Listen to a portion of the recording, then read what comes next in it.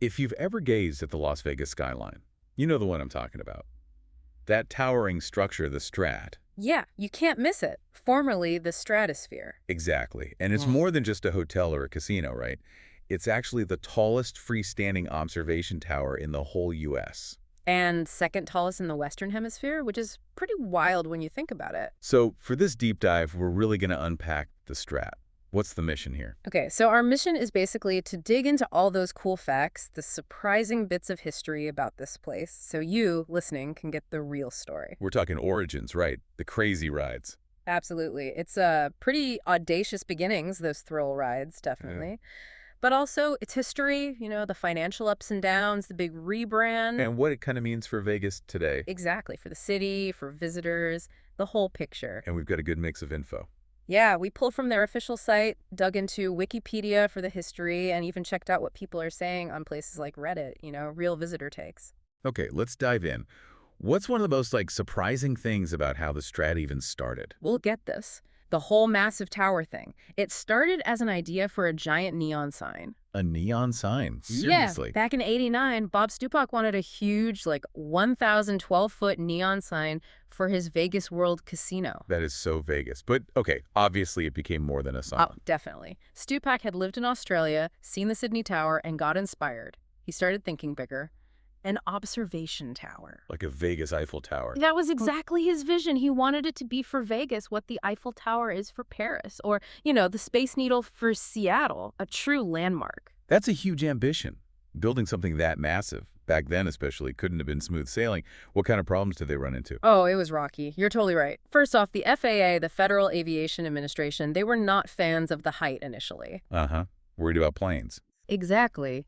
Even after the city okayed it at 1,149 feet, the FAA still flagged it as a potential hazard.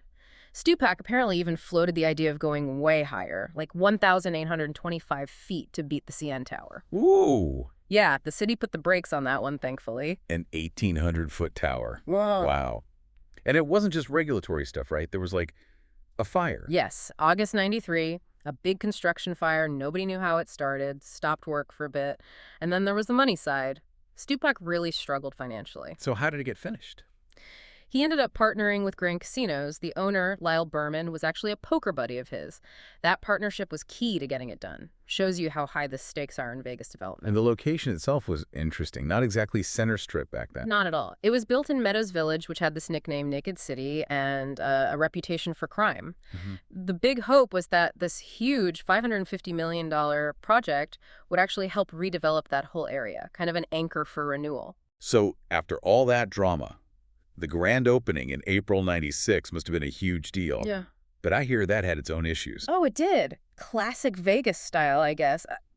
The resort opened, but it wasn't fully finished. They had this massive VIP party, 8,000 people. Okay. And then during the fireworks show, smoke somehow filled the tower pod, set off the fire alarms. Oh, no. Yeah, alarms go off, elevators shut down, hundreds of VIPs stranded up there. You're kidding. Yep. Stuck on opening night. Can you imagine? Definitely memorable, maybe not on the way they hoped. Wow, that's quite a start. So, assuming they eventually got everyone down, one thing settled, what's actually in this giant tower? It's not just a viewpoint, is it? No, far from it. I mean, yes, it's 1,149 feet tall, tallest freestanding in the U.S., all that. And it actually does help drivers navigate the valley. You can see it from everywhere. I bet. So the observation decks, what's the experience like up there? You've got two main ones. There's an indoor deck, floor 108. They actually remodeled it pretty recently in 2019. And then right above that, floor 109 is the outdoor deck. Both give you these amazing wraparound views of the whole valley. And getting up there is quick. Incredibly quick. The elevators are some of the fastest anywhere. They zip you up at 1,800 feet per minute. That's moving. And I heard something about people climbing it. Yeah, there's a charity event, Scale the Strat, for the American Lung Association. People actually climb the stairs. How many stairs? 1,455 steps, all the way up to the 108th floor. Oof. That's a workout. Definitely. But hey, once you're up there, elevator or stairs, you can grab snacks at 108 eats or a drink at 108 drinks and just soak in the view. Nice reward. Yeah. Now, if climbing isn't your thing, they also have that famous revolving restaurant, right? They do. Top of the world, it's on the 106th floor. It takes about 80 minutes to do a full 360-degree rotation. So your view changes while you eat dinner. Exactly. Right. It's a pretty unique dining experience. The view is really integrated into the whole thing. It's fascinating how they designed it. Okay, beyond the views and the food, the STRAT is legendary for those thrill rides. Way up at the top. Tell us about those. Right. These aren't your average theme park rides. These are intense engineering marvels, really dangling you hundreds of feet up. Very Vegas. So which ones are we talking about? Okay, first there's the big shot. It basically launches you 160 feet straight up the tower's mast at 45 miles per hour. Straight up. Straight up. You reach 1,081 feet. For a long time, it was the highest thrill ride in the world. Wow. Okay, what else? Then you've got X-Scream. It's like a giant teeter-totter that rolls you out over the edge of the building, 866 feet up, then pulls you back. Done that a few times. Just hearing about it makes my palms sweat. Yeah, it's designed to feel like you're about to roll right off. And Insanity. The name sounds promising. It lives up to it. Yeah. Insanity has these mechanical arms that extend out over the edge 900 feet up, and then it spins you around in a circle at about 40 miles per hour. Spinning over the edge, no thanks. And get this. Not long after it opened, apparently some strong winds kicked up, and they had to do an emergency stop. Riders were left dangling out there for almost an hour and a half. Oh my God. Talk about getting your money's worth. Yeah. In a terrifying way. Right. A story you'd definitely tell. Okay, but the ultimate has to be the SkyJump, right? The world record one. Absolutely. SkyJump Las Vegas. It's an open-air, controlled free fall, basically. You jump from 829 feet above the strip. Like bungee jumping. Not exactly. It's a decelerator descent. You're attached to cables and it controls your speed, but you're still dropping fast, over 40 miles per hour, towards a landing pad below. It holds the Guinness World Record for the highest commercial decelerator descent. That sounds terrifyingly awesome. Is it safe? Surprisingly, yes. Very safe. They've had over 500,000 jumps since 2010. It gets inspected daily, certified annually. They take safety very seriously. Okay. And what's the deal with pricing and rules? Pricing varies, weekdays versus weekends. They do have discounts for hotel guests and Nevada locals, which is cool. And they even have this thing called a chicken out voucher. If you pay, but then can't bring yourself to jump, you get a voucher you can give to someone else. That's hilarious. Very Vegas. Any restrictions? Yeah, the usual safety stuff. You have to be 14 or older, meet height and weight limits. Max weight is 265 pounds, plus the harness. And no personal cameras or phones allowed on the jump. Makes sense. I heard a crazy story about someone making a basketball shot from up there. You did. That was Tyler Toney from Dude Perfect, the YouTube guys. In May 2023, he actually set a world record for the highest basketball shot. Sank it from the SkyJump platform 856 feet up. That's just nuts. Amazing accuracy. Totally. Especially with wind and everything up there. Now, thinking about rides, Yeah. there were some other wild ideas that never happened, right? Something about King Kong. That's right. There were actual plans for a ride where a giant mechanical King Kong carrying passengers would climb up the side of the tower. You're kidding. No. Nope.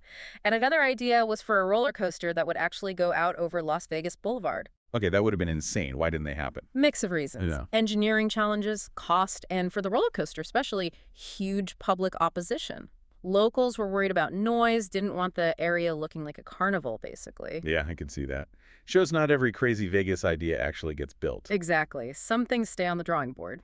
So while those super high-up rides didn't all pan out, the STRAT keeps adding new stuff. Yeah. Even down on the ground level, right? Yeah. Like Atomic Golf. Yeah, that's a big new addition. Atomic Golf opened just this year, 2024. It's this huge 4-story golf entertainment place. Like Top Golf. Sort of, yeah. 100,000 square feet, over 100 hitting bays. It's a pretty significant investment, showing they're still trying to innovate, not just relying on the tower. Right. So moving beyond the tower and the golf, Yeah. the STRAT is still a full resort. What's happening at the base? Hotel, casino, that kind of stuff. Okay, yeah, the base.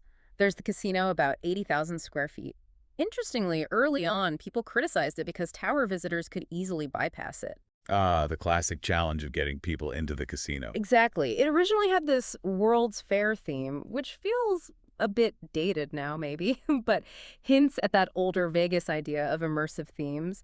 They did remodel it in 2020. New colors, added a William Hill sports book. And food options besides the fancy rotating. Oh, yeah, plenty. More Yeah. casual stuff like PT's Wings and Sports. There's Sheet Asian Kitchen, STRAT Cafe, A good mix for different tastes and budgets. And Vegas means shows. Yeah. What's the entertainment lineup like? It's pretty varied. Right now, they've got Terry Fader, the ventriloquist winner from America's Got Talent. Right.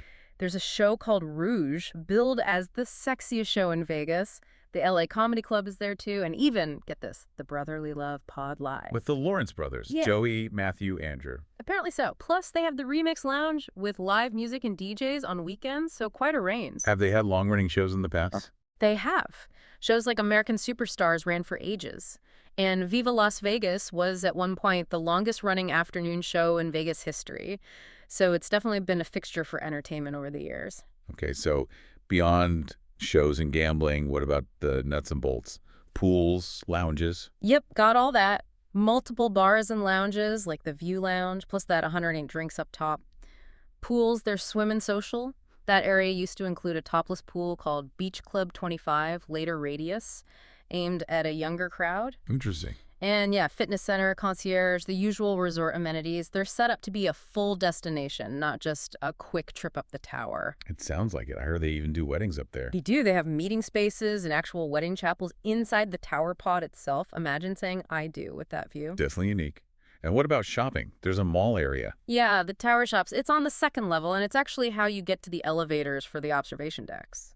It apparently struggled a bit when it first opened, wasn't even fully finished. But now it serves that key function, connecting the resort to the main attraction. Another piece that's evolved over time. Man, it really sounds like the whole place, ground level included, has had its share of ups and downs. Yeah. Like a mini Vegas story right there. Tell us more about those financial swings and the whole rebranding journey. It really is like Vegas in miniature, you're right. Those first few years were tough, really tough. The location being off-strip, the marketing wasn't quite there, opening unfinished. It all added up. Leading to bankruptcy. Yeah, Chapter 11 bankruptcy in 1997. Just a year after opening, they had to reorganize everything under court supervision. Wow. So how did it bounce back? That's a classic Vegas comeback tale. The turnaround really started when Carl Icahn stepped in. The famous corporate raider. That's the one. He bought the resort out of bankruptcy in 98. His strategy was smart.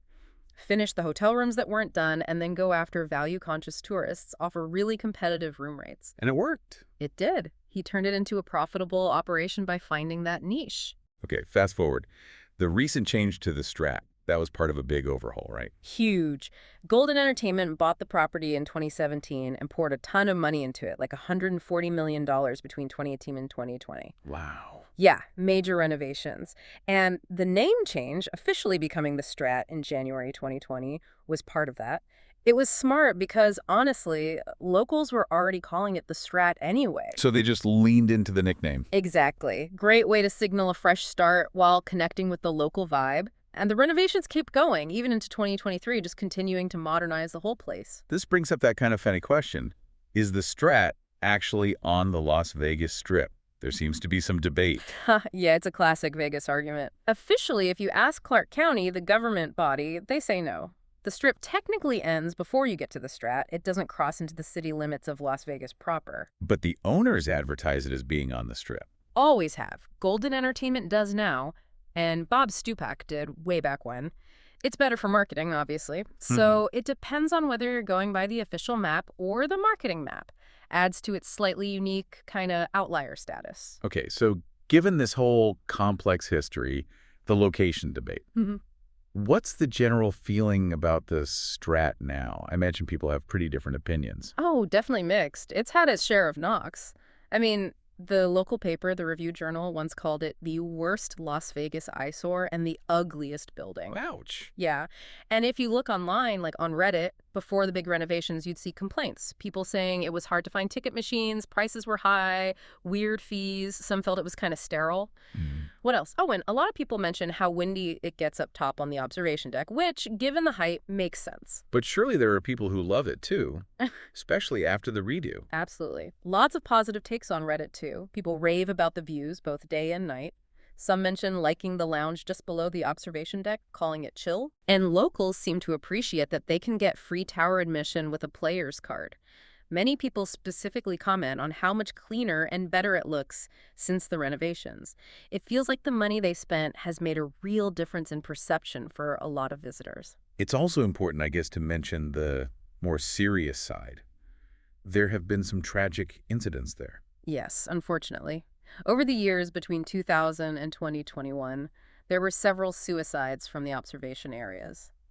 It's a sad reality for landmarks like this sometimes. And going back to those rides that never got built, you mentioned public pushback. It wasn't just about engineering feasibility. No, not at all. Especially with that roller coaster idea over Las Vegas Boulevard. Local residents really fought against it. They were worried about the noise, the traffic, and just the general vibe, saying they didn't want their neighborhood turned into a carnival. So community concerns won out there.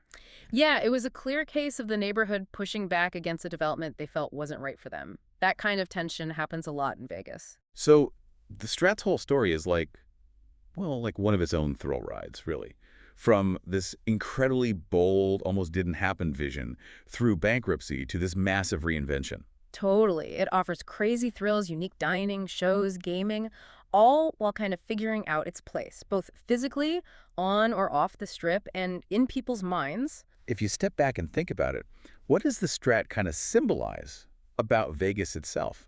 That's a great question. I mean, it really feels like it embodies that Las Vegas spirit, doesn't it? Constantly reaching higher, pushing boundaries, reinventing itself, sometimes maybe stumbling, like with the early financials or controversial ideas. But always aiming to impress, to create a spectacle. Exactly. So this giant tower piercing the desert sky, what does it tell us about that relentless Vegas drive for bigger, better, more amazing experiences? And you have to wonder what other stories, what other secrets are kind of held within all that steel and concrete? What haven't we uncovered yet?